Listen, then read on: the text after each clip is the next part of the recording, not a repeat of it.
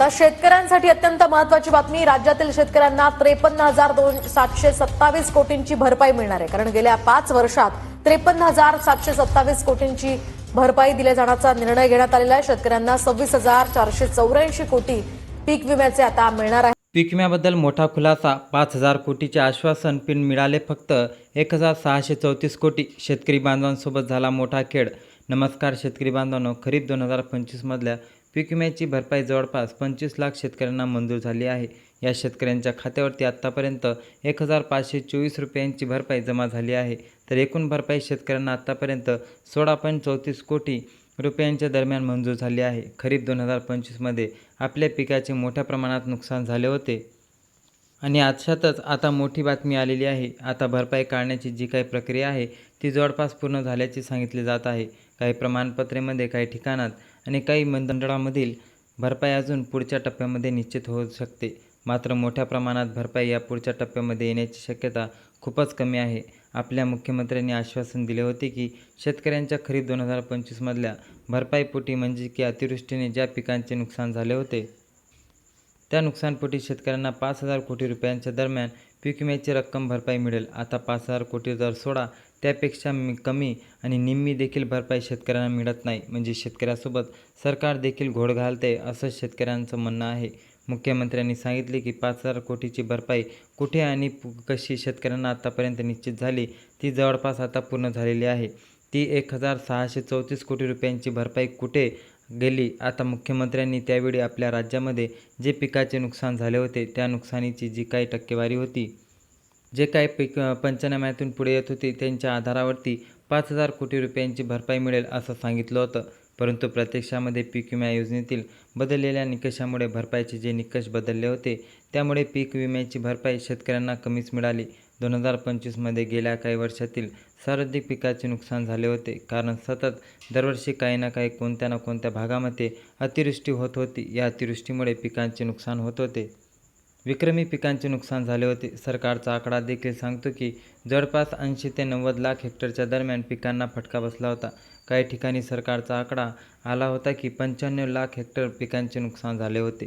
एवढ्या मोठ्या प्रमाणात पिकांचे नुकसान होऊन देखील पीक विम्याची भरपाई मात्र कमी होती. केवळ काढलेल्या ट्रिगरमुळेच नाही, तर उत्पादकाच्या काढलेल्या जे काही तांत्रिक उत्पादनाची अट घातलेली आहे त्या अटीमुळे देखील शेतकरी यंदा अनेक मंत्रिमंडळात वंचित राहिलेले आहे.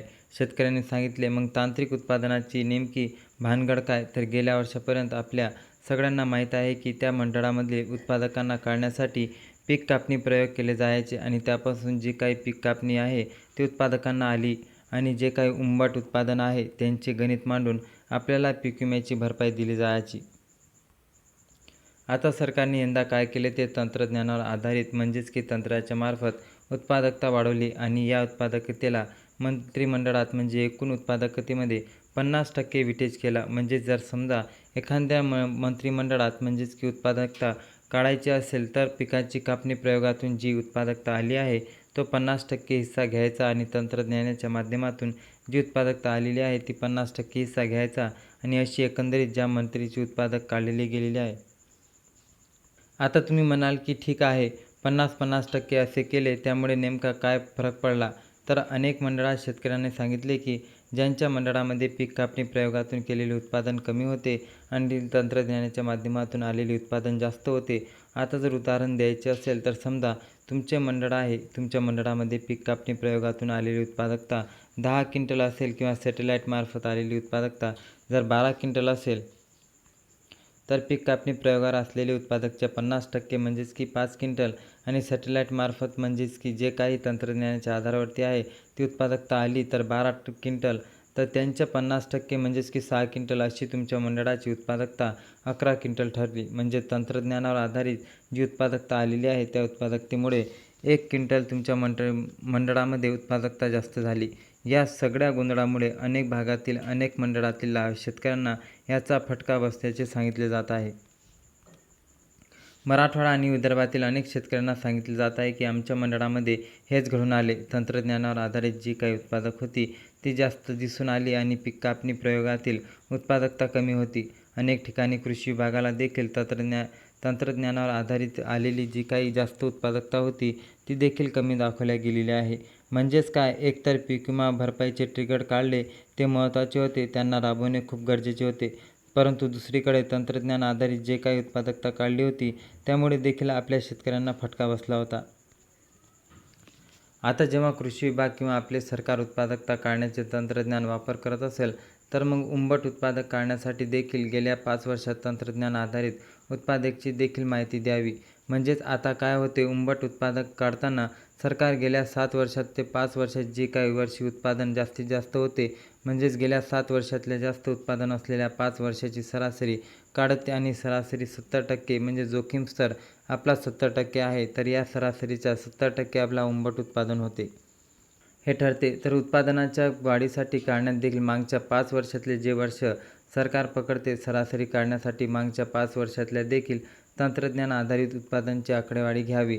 म्हणजे जे काही आपले उत्पादन काढले जाणार आहे, सरासरी उत्पादकता मागच्या 5 वर्षांनी वाढली जाणार, त्यामध्ये देखील 50% वेटेज हे तंत्रज्ञान आधारित उत्पादकते असायला पाहिजे.